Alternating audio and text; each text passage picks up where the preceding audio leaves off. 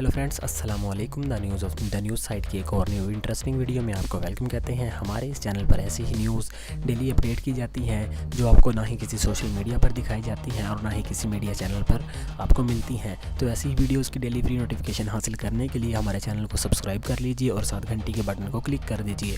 تو آج کی انٹرسٹنگ ویڈیو شروع کرتے ہیں۔ بھارت نے آج صبح پاکستان میں دراندازی کی کوشش کی جسے پاک فوج کی جوابی کارروائی نے ناکام بنا دیا۔ پاک فوج کی جوابی کارروائی کے نتیجے میں بھارتی فضائیہ کے طیارے بدحواس ہو کر واپس لوٹ گئے۔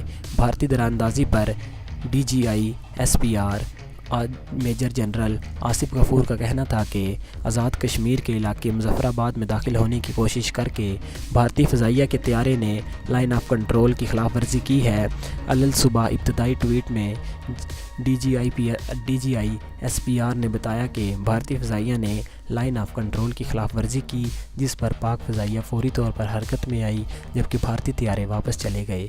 معاملے کی تفصیلات سے آگاہ کرتے ہوئے انہوں نے ایک اور پیغام میں کہا کہ بھارتی طیاروں نے مظفرآباد سیکٹر سے گھسنے کی کوشش کی، جس پر پاک بھارت فضائیہ نے فوری اور بروقت کارروائی کی، جس کے باعث بھارتی طیارے نے عجلت میں فرار ہوتے ہوئے بالاکوٹ کے قریب ایک ہتھیار پھینکا۔ تاہم خوش قسمتی سے اس سے کسی قسم کا نقصان نہیں ہوا۔